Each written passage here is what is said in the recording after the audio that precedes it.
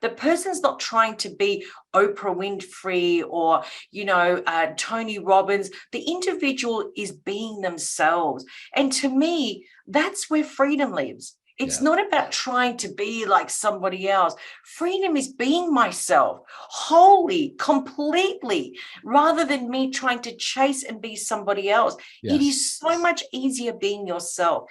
And the other thing I want to add to that, and this is one of my biggest realizations, is that when you can see your internal inventory as a true currency, that's when the game changes.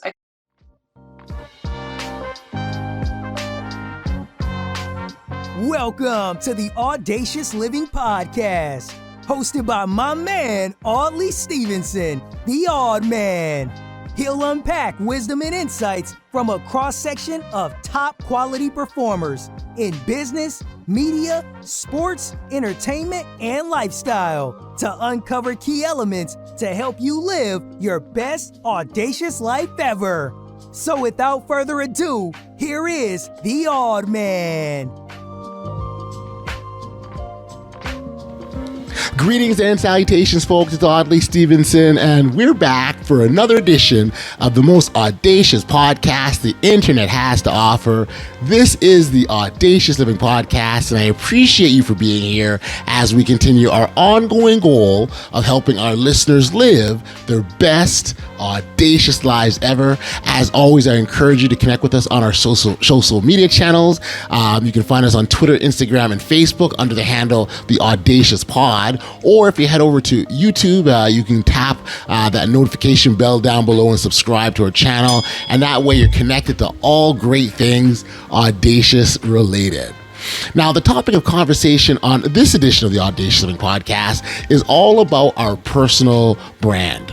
Now, our personal brand is that thing that differentiates us from one another. You know, it's made up of a distinctive combination of our skills and experiences and the values that make who we are and what we stand for. So it's something that definitely is important, particularly since you want to be recognized as an expert in your field. Absolutely, your brand has to be solid and established.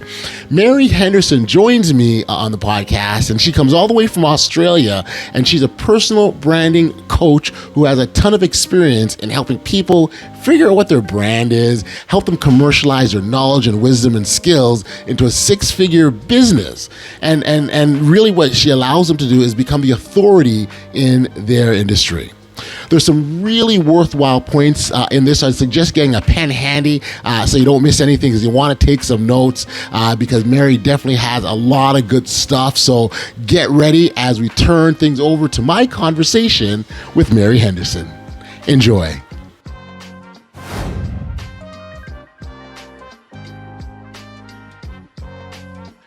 Greetings and salutations, Mary. It's an absolute pleasure to have you here today with me on the Audacious Living Podcast. Thank you for making the time. Thank you, Audley, for having me. I'm actually really excited. I already know where this is going to go, okay? So I can already predict that this is going to be a really good interview. Well, and as much as they're interviews, for me, they're conversations more than anything else. I think there's a lot of really important topics that are out there. And while I don't profess to try to cover them all here on this podcast, certainly the important ones around the personal steps that we can take as individuals to live bolder, more audacious lives. And so that's sort of the game plan here and how we do it. I think where you got a nice fit, because you spent a lot of time in the area of personal branding and helping other entrepreneurs establish their brand. And there's a digital component as well that you work with, really helping to frame that for them. And again, I think that's really important because, well, certainly you've got to take some bold leaps and you got to take some steps to kind of get out there in that fashion, especially in this digital age that we're in. And perhaps maybe as a starting point, we can kind of get into sort of have you give me an opportunity to talk about sort of where you landed and how you did, because as I understand it, you've got your own personal story that has led you to this point. Absolutely. We've all got a story, right? Otherwise, we wouldn't be doing what we're doing. But my relationship with personal branding, Audley, actually started 22 years ago in the corporate landscape. I was climbing the corporate ranks in the tech industry, and I landed this amazing job, middle management. It was the sliding door moment in your career where I knew that this was going to set my trajectory, if you will. But I had this one experience, and with this company that I work with and the client that I was looking after, and in that moment, I realized, oh my God, I can actually create myself as a brand and command my demand if I solve this problem. And it became my obsession and driver to solve that problem, because I knew that 3 of my predecessors couldn't solve it, and it was my job to solve it. And I knew that it would make or break me. And I was so right. When we talk about intuition, that was me listening to my intuition like 101. And so that led into me creating myself as a brand in the tech industry, and I started to become well known. In fact, I was thinking about this the other day, Audley, and I thought, oh my God, just the power that I created, at that time in my career, it's almost like surreal. I don't think that you could do that today. I really commanded my own power. I owned it. I walked the room, with those 5-inch stilettos, I was walking the room, let me tell you. But what happened is that it created a brand and a ripple effect. And by that, I mean that I was then headhunted by a multinational out of California. I live in Melbourne, Australia. Right. And by a multinational in California, big tech company. And they reached out to me and wanted to start a dialogue about becoming the VP of sales for the Asia Pacific region, because they had heard what I was capable of doing. And that was the same problem that they were having here in trying to set up shop here in their Asia Pacific headquarters in Sydney.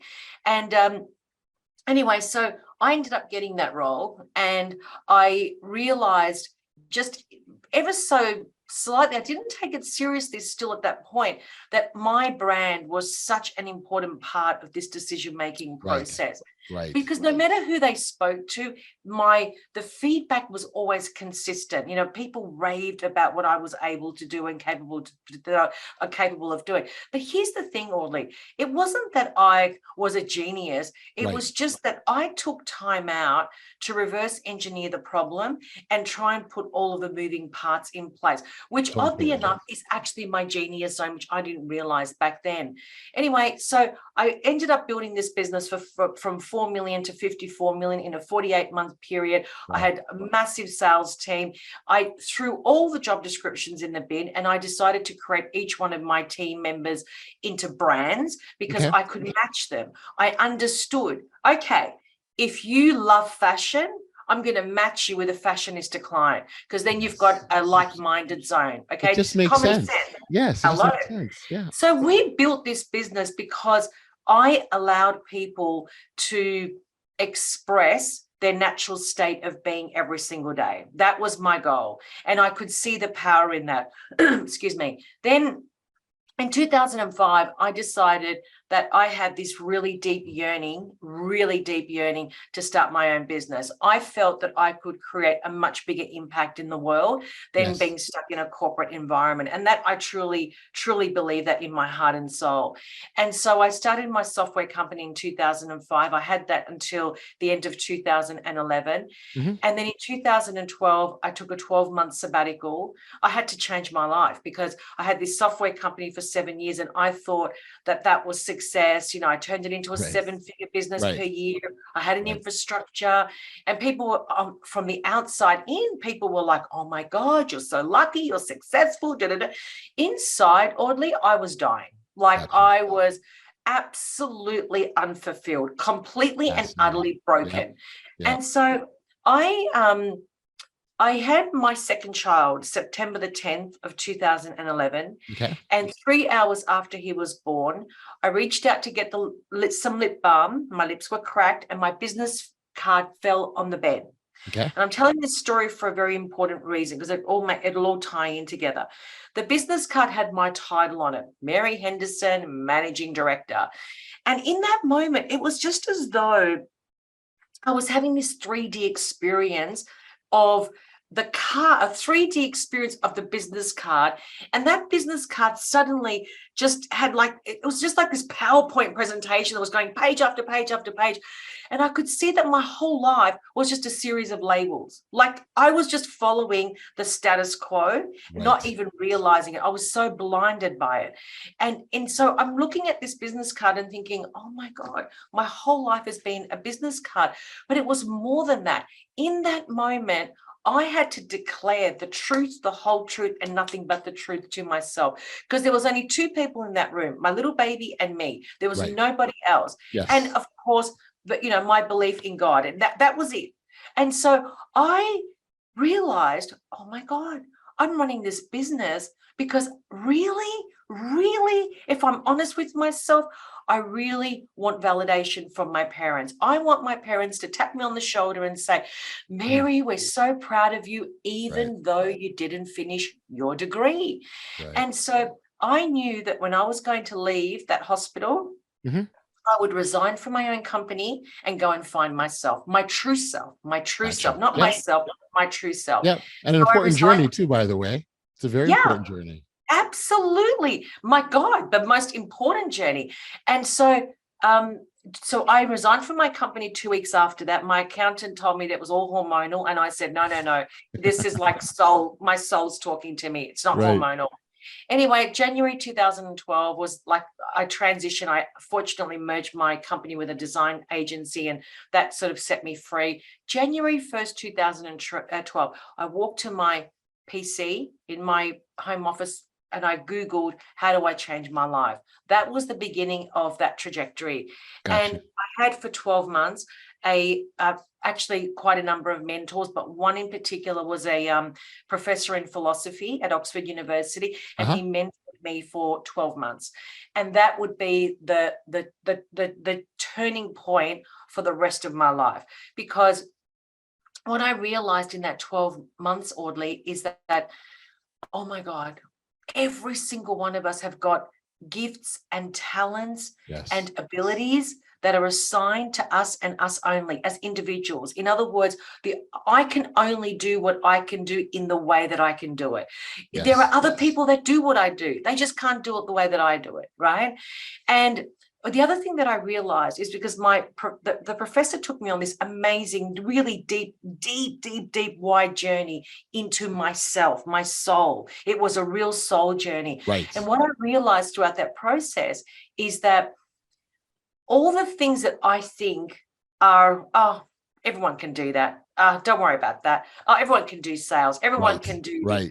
I realized that I have like these amazing gifts that I am just throwing away as a sheer memory, right? Hang on a minute. How did I know to turn my salespeople into brands and not job descriptions? Who told me that? Something deep inside of me told me that. That's not something that normal people do, right? That's something that was assigned to me that I knew how to do. How did I know how to do it? I just knew how to do it. I unpacked all of my genius zones, all the things I could do with ease and grace, including my professional voice training that I had since 5 years old to 20. That voice was my gift as well. So I had to do something with that as well. So when I packaged all of this, when I could see all of the things that I could do with ease and grace, here I am today, Audley, living my life in my authentic, natural state of being, doing what I can do with ease and grace that I get to call my vocation. If that's not a gift from God, I don't know what is. So that's the story. well, first off, thank you for sharing the manner in which you did. And there's so much to unpack in what you touched on, but certainly, our individual gifts, and you are absolutely correct. We all possess these unique, special gifts that oftentimes we kind of take for granted, and we don't realize how special they are because they're naturally innate to us. Whereas other individuals see that as these huge monumental things. We're like, yeah, whatever, no big deal, because it is easy for us. Certainly one thing that I appreciate, I need to kind of go back, if you will, because if you're telling me 22 years ago, you were thinking about branding, you were ahead of your time, because that was, I mean, branding now is top of mind for everyone. Back then, I don't even think people, if you ask people what branding was, they didn't even understand the concept in itself. So to know that, you were already there that long ago, you absolutely, that's revolutionary, Mary. So congratulations for recognizing that, not only recognizing it, taking action on it, and seeing the value in it. That's huge. Audley, thank you for saying that. I really do appreciate that, because, from 22 years ago to where I am today, we've actually turned my personal branding framework into an actual software. That is how deep and wide it's become. So it's not just about fancy colors and being pretend famous. Right. Forget all that. That's just nonsense. This really is about, for me anyway, personal branding is really stepping inside the heart and the soul of a human, and the ability for me to extract all the genius zones, all the attributes of that individual, and looking at that as inventory. Because when I can look at that as inventory, as what I call your internal inventory, I can do something with that, Audley. I can look at all of those components, and I can create an entire solution and a story around that that's authentic to that individual. It feels right to that person. The person's not trying to be Oprah Winfrey or, Tony Robbins. The individual is being themselves. And to me, that's where freedom lives. It's not about trying to be like somebody else. Freedom is being myself wholly, completely, rather than me trying to chase and be somebody else. Yes. It is so much easier being yourself. And the other thing I want to add to that, and this is one of my biggest realizations, is that when you can see your internal inventory as a true currency, that's when the game changes. Okay, so I always say to my clients, let's unpack your knowledge, your wisdom, and your skill set that you've accumulated from your specialization. Let's look at that in the form of hours. How many hours have you dedicated to that specialization? And then I say to people, let's just say they say 10,000 hours. We've accumulated. On paper, we can verify it's 10,000 hours. Then I say to my client, let's multiply that by $100 an hour. Let's just say, worst case scenario, your hourly rate is, $100 an hour. Multiplied by 10,000. Can you see already that you're a millionaire? Like already, the value of your currency is in the 7 figures, not the six figures. That's when people have that switch and they're like, oh my God. Wow. Right. So that's why the branding's important. Yes. No, I hear that. I think the interesting thing and an important step for people to be able to recognize and identify with what you're saying, and again, a point I made earlier, is they can't take what they do for granted. They can't minimize their skills. They have to see the value to recognize the currency. Yes. And sometimes, depending on where you're at, like if you sort of, you're not, you don't want to, like some people don't want to come across as being boastful or bolding or bragging, if you will. So they want to keep themselves small for the purpose of not being viewed a certain way, as opposed to letting their light shine, so to speak. And again, I think those are really key steps for recognizing your value and then getting to your currency, like you talked about.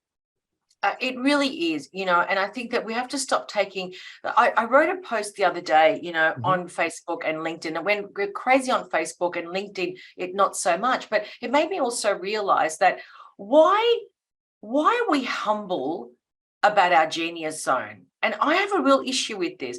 Why are we humble? Who told us that we have to be politically correct and very, don't speak about yourself because people are uncomfortable with that? Hang on a minute. But why am I humble about the genius zone that I've been gifted? Right. I should have the audacity to actually speak about my genius zone with absolute passion and conviction. If I don't talk about it, who is? Yes. Right? So we should not be humble. We must look at this with a new set of eyes and stop following the status quo. We have to challenge the status quo. We've bought into this concept. You know what humbleness means to me? It means being compliant and obedient, which is what we were taught at school. So now we carry that on as adults, and we're like, I better not speak about myself too much because I need to be compliant and obedient to fit in the status quo. Listen, I'm not fitting in the status quo. If you don't like my radical view of my beautiful self, I can't help you. You and I are just not meant to be together in this lifetime. So let's just move on. Do you see what I'm saying? So we've got to stop this idea of being humble. Do. I absolutely do. And we have to live with that conviction that this is who I am. And but we have to be comfortable with that first. And that for some people is a bit of an exercise and a process to get to that point before they can go out to the rest of the world and say, yeah, this is me. Right. And so, and sometimes there's some unpacking there, Mary, where because there could be some deep rooted stuff that is making us feel like we need to be small, and we have to understand where that comes from and then how to dissect that and really break that down to get that out of our way so we can be this big person, that we can have that audacity to be the person we're exactly supposed to be. So I mean, I'm gonna agree with that. There's no way I'm disagreeing with you at that point, because it absolutely is what we need to do for ourselves. You know what, Audley? I'm glad you said that, because actually what I think a lot of the problems are with not feeling comfortable with putting ourselves out there. There's two problems I see. The first one is that we haven't taken the time out as humans to really identify where our weakest point is, emotionally, and also in terms of our dissatisfaction with our life. Okay, so we need to challenge what's not working, and we've got to really break it down into micro bits. Really understand, how does that make me feel? Why am I feeling like that? When did I start feeling like that? When did I embrace that belief? Why did I we've got to actually become our own Sherlock Holmes. Honestly, we really do. Because otherwise we leave our life to hope, and hope is not tangible. The second thing is that what I find is people, when they really, all of us, I don't care who you are, we all have a deep yearning to do something big in our life, whether it is to be a rock star, whether it is to be a poet, whether it is to be an entrepreneur, whether it is to be a teacher. It doesn't matter what. A podcaster? A podcaster. It doesn't matter, right? No. It doesn't matter. What matters is that we all have a deep yearning to serve on a bigger scale. We really do. Now, here's where the problem is. The problem is that people believe, or again, bought into a concept that getting rich schemes happen in a 24-hour period. So we don't have patience, we don't have tolerance. We've lost that, because God forbid, if you don't get rich in 24 hours, well, it's just over. It wasn't meant to be. There's something wrong with the system or the other person. Right. Here's the other problem, Audley, is that people don't have systems to follow. They just make it up as they go along. They read a book, they try and implement. It's like, oh, it's not working. I read another book, try and implement. It's not working. You have to go to people that have got a tried and tested system. They've failed 100 times, and their system is based on all of their failures, all of their successes, all of their life experiences. And that is not based on 3 self-help books. It's based on 30, 40, 50, 60, 100,000 hours of lived experience. Their knowledge has been experienced. Very different, right? So when you can offer somebody a system and say, this is how it's done, this is how you need to follow the system, and you implement every step of the way, because that means you're taking action. And when you take action, things manifest. Then you'll start to see a completely different reality. So until we get our head around that, we ain't moving anywhere. Okay, we're going to continue the status quo. We're going to continue this notion of being humbleness, right? And we're also not going to ever fulfill that deep yearning that we have as humans. Because when we have that deep yearning and we go for it, here's the other issue, is that to be that person, you have to live on the edge. You have to be with the misfits, the black sheeps, the disruptors. You got to be with that tribe, because the people in the middle, they're like, oh, I can't do that. I don't know how to do that. But guys on the edge, they're like, I'm going for it. I don't care if I fall off. I'm going for it. That's right. That's the issue we have. Yeah. And deviating from the status quo is those individuals that hang out with those, you absolutely have to, because if you're doing what everyone else is doing, you're going to be at the same place everyone else is, quite frankly, and there's no other way of getting around it. And the other thing too is, again, we're all destined for our own unique path, our own unique journey. So I mean, even going back to this, you reference the books, you almost got to take with a grain of salt, Mary, because at the end of the day, that still was, the book that you wrote, that you shared, was still your journey. And there's aspects of it, absolutely, I certainly can learn from, and I can take for myself and apply to my own world. But at the end of the day, it's still going to be my journey versus yours, and they're not going to be the same. So it's almost that you've got to kind of have one eye open, so to speak, as the other possibilities, while taking this new information, as opposed to sort of wholeheartedly jumping in the pool and going, okay, I'm here, now what, right?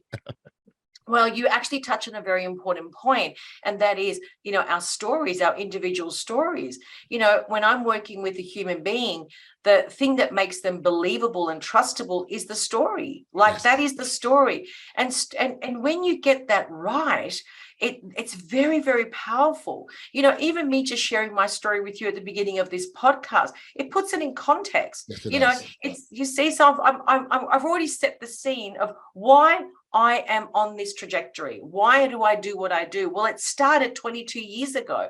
The story started then, and there were other origins in my story that led to, this outcome. So the story is something that we really need to embrace. But of course, again, going back to what I said before, most people don't honor that story. They see it as a sheer memory. It's like, oh yeah, that was then, this is now. Right. But I'm like, are you kidding me? My story is actually my essence. So I think it's very important to really, embrace that. Well, and the significance of the story as well, I think it's important for people to understand that it may not always make exact sense in that moment. You sometimes have to be a little bit removed, and when you can look back and do the analyzation to understand why you took that path, because if you didn't go point A, you couldn't get to B, and then you couldn't get to C, and you couldn't get to where you are now, because we are truly a collection of experiences. And I've always been, and that's part of the reason I've always been big on us trying stuff out and see where it goes. And there's been many instances where you've tried something, it didn't get you where you wanted to be, but it took you down an entirely different path. So you got to take that step. Well, you could have, I think that we're so frightened of, failing. That's the problem. And what people don't realize, oh my God, if I give you a list of all my failures, it's like ridiculous. But the thing is, Audley, that I couldn't have developed my software program if I hadn't had all those failures. Yes, I couldn't have developed all of the frameworks in my coaching program had I not had all those failures. I couldn't, because to be successful, we must have a feedback loop, and we have to rely on that. I can't version my program, my coaching program, if I don't get feedback, right? So you can't be successful without the feedback. The feedback is a fundamental part of the process of, the becoming of you, becoming the best version of you, increasing your pricing, over and over, as the years progress. This is how it's all done. The feedback loop is the key, it's the bridge between where you were and where you're going. And I think that's a very important point. Yeah, and again, and you absolutely do. I agree with you, Harley. You absolutely do need that to give you a bit of direction, and it keeps you honest as well too. Like, as much as we talk about stuff and jumping into a situation, and that's absolutely important things that we all should be doing. But sometimes that step forward, we need to check ourselves, really, is where I'm trying to go here. We need to check ourselves to make sure that where we're going is where we're supposed to truly go, and it's not somewhere else. We're not deviating from that path. So the feedback loop is critical to our overall success, is what I would say. Well, if you want to live an audacious life, that's just full of flow and surprises. And I think the other thing is, Audley, is that we haven't been taught how to just trust that part of us that guides us, our own GPS. We've never been taught that. I keep on teaching my children. I have a 12 and a 10-year-old, and every single week I always make a point of making them understand that when you get the rumble in your tummy, that's your soul telling you that you're either in danger or you've got to really follow that feeling. And I asked them, have you ever felt like that? And they're like, yes. My son was telling me the other day, when I went to the dirt jumps and I was with those boys and this happened, I was like, and he said, my stomach was rumbling. Why was it rumbling? It just made me feel like there was something wrong. I knew that there was something wrong. You got to trust that. Whenever you feel that, that's the truth.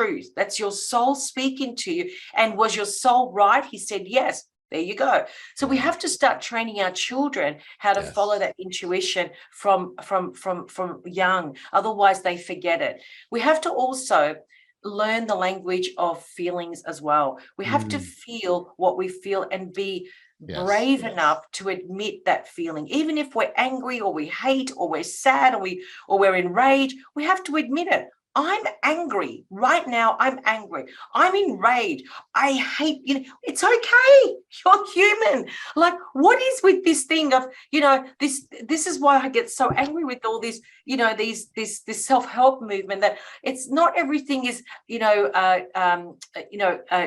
fairies and right, and what do they call the unicorns, whatever. It's not like that. Like, human beings, we have emotion. Like, if I'm angry, I'm going to tell you I'm angry. That's it. I'm angry. Right. Like, I'm not going to lie. That's the truth. It's a natural human emotion. There's nothing wrong with feeling that. I would even say that you're denying yourself if you don't allow yourself to feel those natural feelings. You're probably doing more harm than good, whether you realize it or not. And we're afraid to have these feelings because of these stigmas around what it means to be angry. And if you're angry, that means that you're a bad person or you're not in control, and it's nothing like that at all.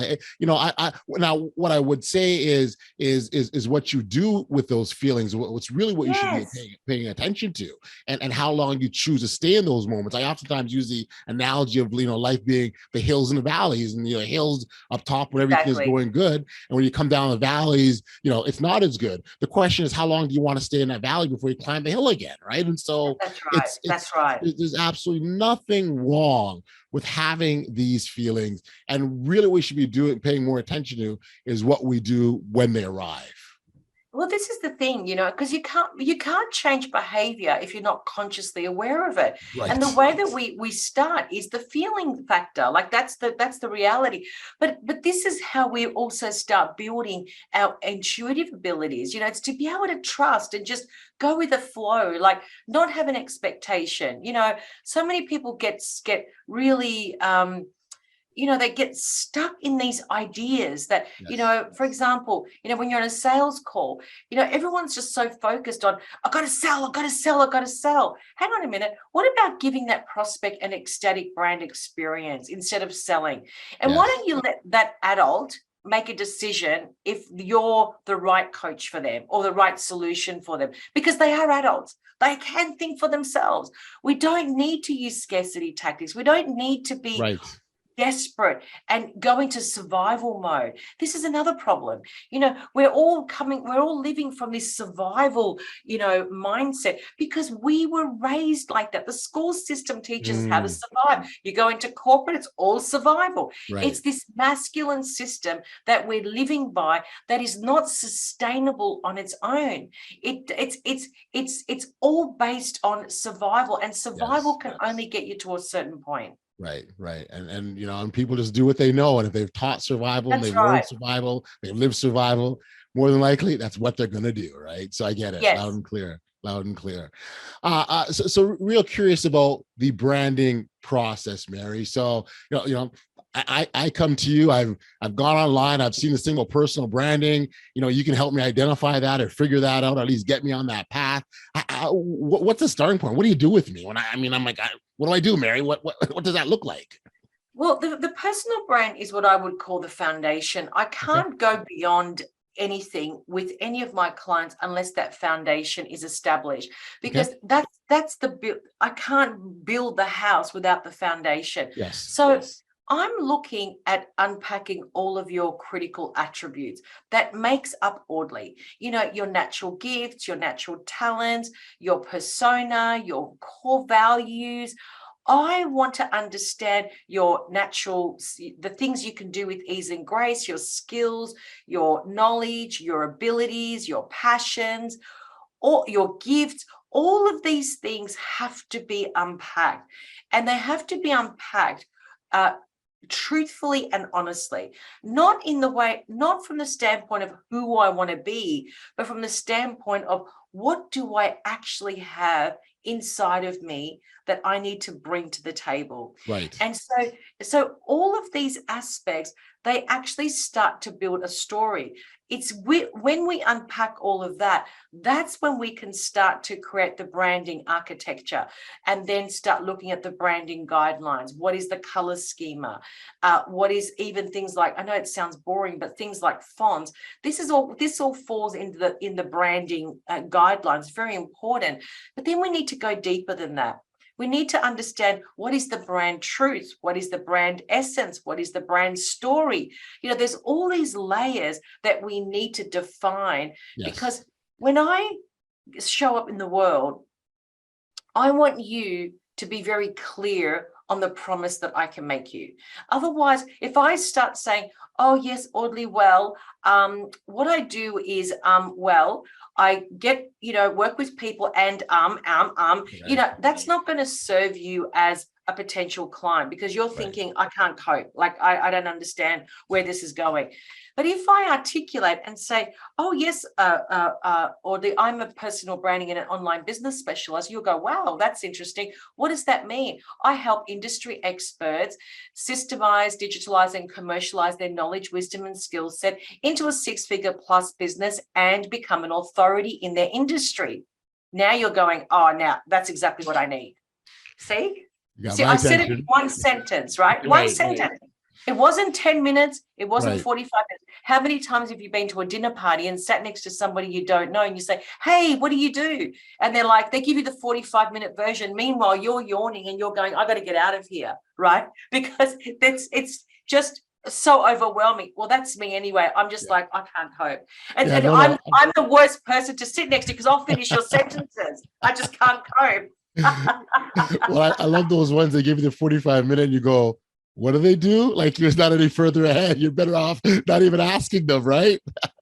Exactly. It's like, so what is it that you actually do? And they're like, oh, and then it's the rinse and repeat. You're like, oh my God, why did I ask? So, yeah, no. So there is some value in being succinct. Exactly. There really is value, because because it gives you confidence. That's the other thing. You go to a dinner party, you stand tall. What do you do, Mary? I'm a personal branding and online business specialist. Wow, what is that? Oh my God, I have the best job in the world. I get to help, and I get excited, and people are like, oh my God, I love this. Like, tell me more. And so the conversation now starts to expand. How did you get into it? I throw in my brand story. All the layers that I've unpacked, it just comes out naturally now. But all my clients are the same. Everything is consistent, congruent. Their story, their brand, their solution, it's all congruent. There's no disconnect at all, because it makes you believable and trustable, right? Otherwise, what happens is that you're like, oh my God, I have no idea. If you're not believable and trustable, you can't command premium pricing. It's as simple as that. Out of curiosity, when I'm wondering the number of clients when they approach you, how many of them are very, very clear what it is that they're looking for and where they want to achieve, versus you having to do some education around sort of figuring that part out before you can get to the next step? Well, everyone that works with me have no idea how to unpack that inventory. That's the biggest problem. It's the biggest roadblock for a lot of 99% of the people I work with. But you see, that is my genius zone, that when you come to me, I unpack you and then I package you. That, and not only do I package your brand, it's your solution that I package. That's my real genius. It's like, okay, I know exactly, the solution that you're going to position yourself as, because you can do this. You're believable, you're trustable, you've got all of the knowledge, the wisdom, the learned skills. It's all there. All the inventory is there. We just need to package it like that. And the next question is there a market for that? So there's no point in me saying, hey, let's package you as X, Y, Z. There's no market for it. There's got to be a market for it. So we've got to, there's a lot of elements that come into play. But the point being is you can't be a brand if you're not believable and trustable, and if you don't have something solid to bring to the table. Right, absolutely. It's funny. I even think about the process I went through with establishing this podcast. It was during the pandemic in which it started at that time, and so my other sort of vocation. I'm here in Canada. I'm the commissioner of the National Basketball League of Canada, NBL Canada. I think they got an NBL Australia as well. Yes. But NBL Canada, and so I've been the commissioner of this league for several years. March 2020 comes along. We all know everything got shut down. Maybe it happened in Australia just earlier, but nonetheless, we all had that relatable moment. And I remember going through a period and everything we had was stripped from us. Everything that we knew, all the things that we felt comfort in, all the things we loved and enjoy, they were removed. And I remember going through these moments of like, what do I do? Like there was a void. And I even felt myself sinking into like a mini depression whereby it was like I just felt lethargic, didn't know what I wanted to do next.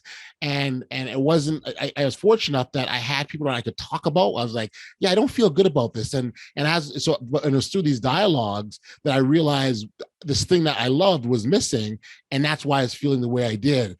And that helped me kind of get me on the path. Okay, so what is it that you want to do in replacement? And, podcasting is something I'd done, from many, many years prior and very comfortable with it. It was a comfortable space for me. But it was, okay, so I'll podcast, but what do I want to podcast about? I had never done a podcast of this nature before in terms of, trying to teach people to be bold and audacious. And before I even got to that as an endpoint, Mary, it was very much going, okay, what was important to me? What mattered to me? What things that I feel were relevant to share with others? And the one sort of common theme or that red thread that I saw weave throughout my life was that every major accomplishment, every success was on the strength or on the back of me demonstrating some boldness or audacity. And that was really my journey to kind of say, okay, well, this is what I want it to be. This is this is what I feel the messaging should be. And here's how I want to present myself. And so it sounds like that sort of process I went through is very much what you do with your clients, with the only difference is, your clients was very intentional, if you will, like I'm going to marry and this is how she's going to help me. Whereas I was kind of forced into it, right? Because of, the pandemic, but nonetheless, it brought that, the journey brought me to where we are now. But I think it's an important exercise to go through for individuals because you've got to go through that analysis of yourself, who you are, unpack everything as you said, and then kind of see what you got in front of you once you've taken it all out. So I relate. The other thing is, Audley, you just made a very valid point, and that is you said, you stepped into the void. But you see, the void is very powerful if we see it as that, because in the void, what happens is that people resist and we're fighting the void. But if we just let the void take us on the journey, the opportunity is in the void. That's the thing. So we have to start to we have to unlearn what we've learned and relearn the way we want to live in a completely different way and embrace things that make it that we've been told to be is the boogeyman. No, we have to actually confront that and actually embrace, celebrate. When there is a void, we have to celebrate that and say, oh my God, something's happening. There's change coming.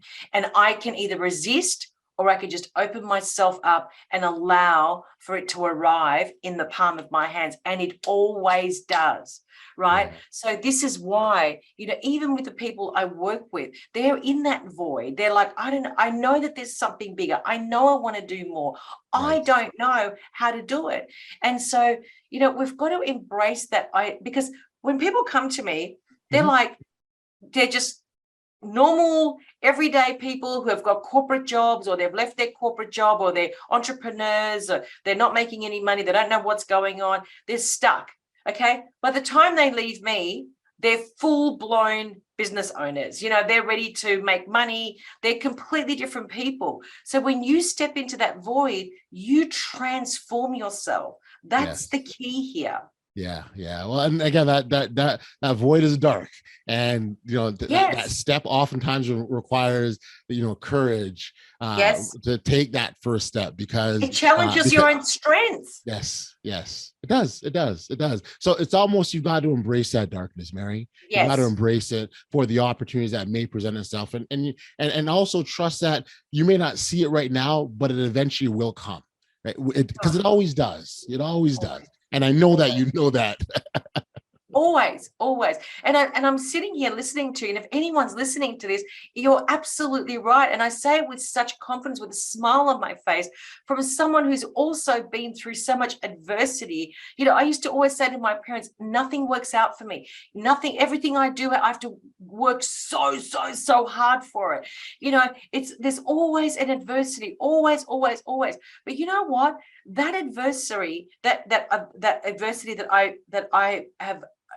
I've gone through and overcome has made me a very resilient person, very patient person, Yes.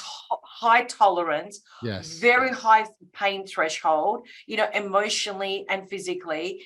And it's made me who I am today because I've embraced all of that. I haven't resisted it. At the time, I didn't know what I was doing, but now looking back, I'm like, oh my God, best thing that ever happened to me.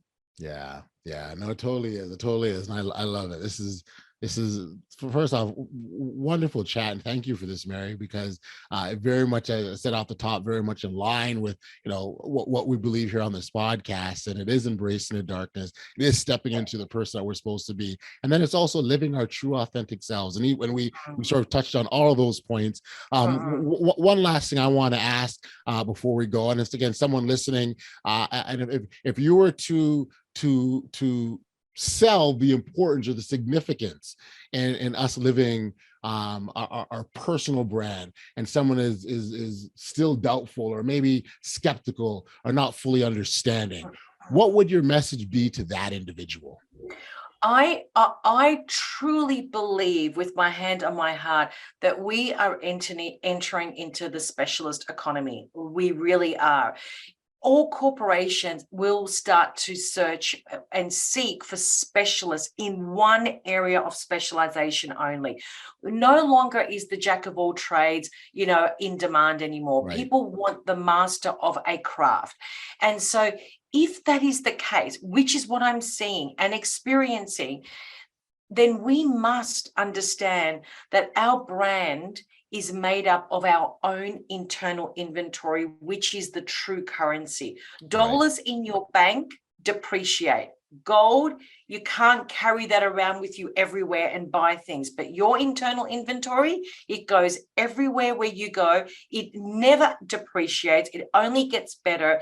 And there is true value in that. And we all must understand that, whether you're, a professional basketball player, whether you're a CEO in a corporation, whether you're an entrepreneur, it doesn't matter who you are. If we really want to stand out and be seen and be heard, we need to be known for something. And that's where branding can come into it. Yeah, it makes total sense. And I think another significant point is, our brands can evolve as we live our lives, and as we gain new experiences and understand and new learnings and understandings about ourselves. That brand where we started, it can evolve. And so be prepared, if you're out there listening, that you may need to switch a little bit, or you might need to add to it, or not that we rest in who we are and that's what it is and that's all it ever will be, because it can be much more if we allow it to and accept that too. So, Audley, when I work with my clients, I'm a back to front sort of a girl. I come from the tech industry, so I think in zeros and ones. Okay. I always get my clients to really think about, what is the legacy you want to leave? Yes. Let's really think about that. And when you're clear on the legacy you want to leave, then we need to work backwards from that. So that's the end goal, but really that's the starting point. And so, because when you can see that as the starting point, then everything that you're building and everything that you're doing and how you show up in the world is one step closer to fulfilling that legacy. Honestly, for me, I want to be known as the person that was able to show human beings that their internal inventory has a currency. That's the legacy I want to leave. That's it. It's really simple, but I know how to do that. So I'm going to own that. And so, but also I've got to start backwards from that. That's why, being on these podcasts is so critical. It's just one person needs to hear this today and go, oh my God, that's just shifted my paradigm. That's it. I've done my job today. So the thing is that we've got to look at it back to front, not front to back. Everyone's looking at it like, what am I going to do tomorrow? It's like, let's stop that. What is your legacy and work back from that? So it's a much more strategic way of fulfilling your purpose. Wonderful, wonderful, wonderful point to close on, Mary. Thank you for that. For listeners who are taking this in and enjoying what they've heard and they want to learn more about you and your work, where can we send them? Yes, please email me, mary@maryhendersoncoaching.com. You can go to my website, maryhendersoncoaching.com, or you can connect with me on LinkedIn, Mary Henderson Coaching, or connect with me on Facebook, Mary Henderson Coaching, or Instagram, Mary Henderson Coaching. I love it. I love it. Nice and simple and consistent, which is important for branding, right? It is. It's very important for the memory. Correct. that too. Very awesome. Mary, listen, thank you for this. I had an awesome chat with you. Thank you for the time. And please continue doing the great work you're doing. Thank you so much. Back we are on the podcast, and I really want to send out my thanks and appreciation for Mary, to Mary for being here and leaving us with valuable insights on the topic of personal branding and why it is as important as it is. Her website is maryhendersoncoaching.com, and it's a great starting point for anyone looking to explore the avenue of personal branding. So Mary, thank you so much again. When I think back to my conversation with Mary, she really left us with a lot of great nuggets of insight. But if there's just one thing that I take from our chat, it would be this. Every single one of us has a personal brand, whether we realize it or not. The big question is, does your brand represent the values you want to be known for? What appears if you were to Google search your name? What would come up? These results are oftentimes the first impression people will have of you. So is it a good one? Was it something you created, or is it an interpretation of who people think you are? All really, really important questions. A personal brand is the unique combination of skills and experience that make up who you are. It's how you present yourself to the world. Whether you have a date or a job or an interview, chances are someone is going to Google you to learn more about who you are. The question is, do you want your online reputation to take a life of its own, or would you want to control the narrative? With the proliferation of social media and the gig economy, it's become essential for everyone to embrace personal branding in order to live that audacious life. Hey, listen, if you haven't registered for email notifications of the podcast, please know that you can do so simply by heading over to best.audaciouslife.com, and all you've got to do is enter in your email address, and you'll be alerted every time we've got brand new content that comes out. We've sadly reached the end of another episode of the Audacious Living Podcast, and as always, I want to send out a shout and thanks to our amazing listeners, all those lovers of Audaciousness that continue providing support and make this thing go. Thank you, thank you, thank you. If you are watching or listening on your favorite podcast platform, we encourage and appreciate ratings. If you want to give us a 5-star rating, that would be awesome. Love your comments as well, so please keep those coming. Until next time, stay safe, be kind, show love to one another, and be audacious.